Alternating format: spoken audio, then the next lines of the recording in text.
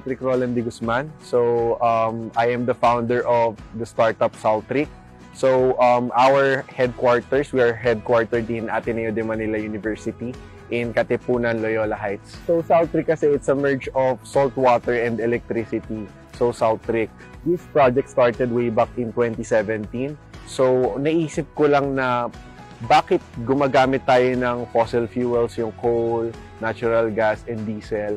Tapos yung alternatives natin, solar panels, wind turbines. Pero kung papansinin mo, 70% ng planet natin, tubig, ocean, sea, rivers. And bakit hindi natin ginagamit yon para mag-generate tayo ng kuryente? So doon nagsimula yung idea ni Saltric. So saltwater electricity. Ang Philippines, being an archipelago, marami tayong bodies of water. Meron tayong rivers, lakes, canals, irrigation canals, meron tayong dagat, and the ocean.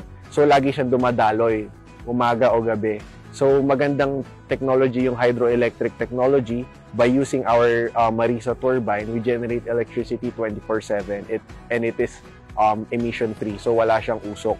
Hindi katulad ng fossil fuels. The greatest motivation in Saltric is gusto nating isolve yung climate crisis natin ngayon na caused by dirty emissions ng fossil fuels.